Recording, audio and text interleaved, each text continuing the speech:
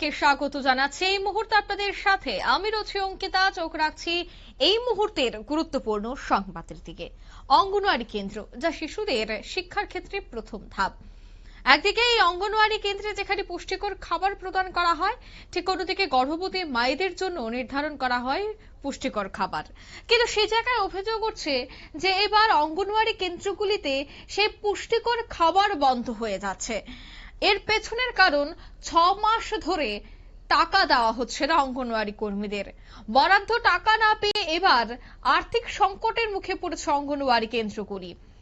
এমনই আরো এক অভিযোগ। এই অভিযোগটি উঠে এসেছে ধর্মনগরের দিঘলবাগ অঙ্গনওয়াড়ি কেন্দ্রে, যেখানে অর্থের অভাবে পুষ্টিকর খাবার প্রদান বন্ধের অভিযোগ উঠছে। জানা গেছে যে গর্ভবতী মহিলা এবং প্রসূতি মায়েদের পুষ্টিকর খাবার সরবরাহ নিয়ে উঠছে এই প্রশ্ন।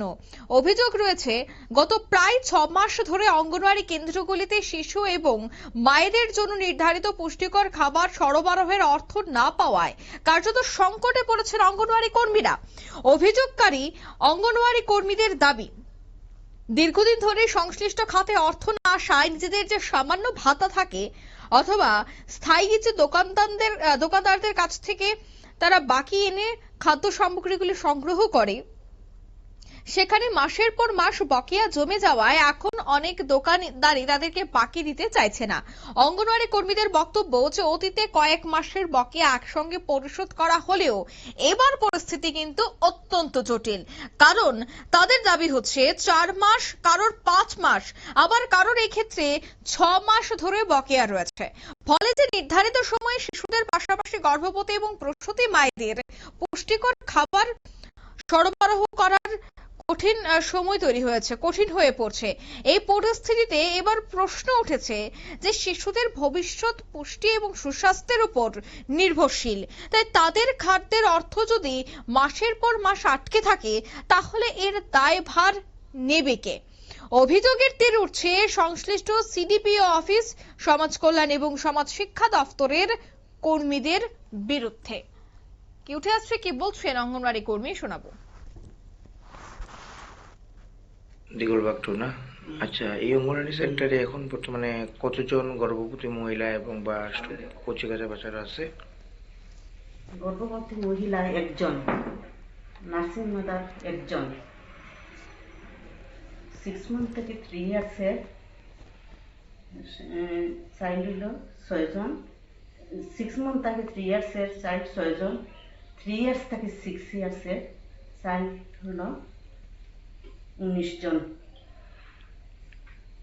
এডুকেশন গার্ল হলো 8 জন। আচ্ছা, এমনি কি আইনি বাচ্চারা ডেইলি বাচ্চা কতজন স্টুডেন্ট আছে?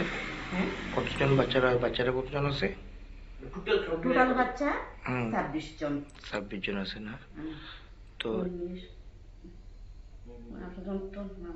25 জন। 25 জন কি বাচ্চারা এবং গর্ভবতী মহিলা মিলে সেটা করতেছেন 25 জন? না স্টুডেন্ট, শুধু স্টুডেন্ট 25 জন। আচ্ছা, আর এই যে 25 জন ছাত্রছাত্রী লেগে যান ডেইলি যে ফুড তালিকার মধ্যে যে মেনুটি আছে এটি কি মানে ডেইলি আয়নি, যেমন ডিম, সয়াবিন, চাল, ডাল এইসব, এটি কি? আপনারা শুনলেন।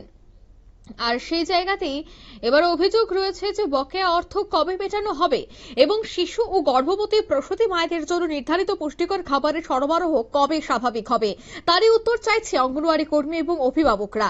তবে অভিযোগগুলি নিয়ে সংশ্লিষ্ট দপ্তর এবং সরকারের আনুষ্ঠানিক বক্তব্য এখনো স্পষ্টভাবে সামনে আসেনি।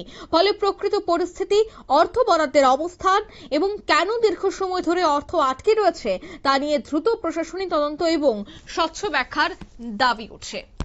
নিয়ে নিচ্ছি ছোট্ট একটি বিজ্ঞাপন বিরতি, সঙ্গে থাকুন।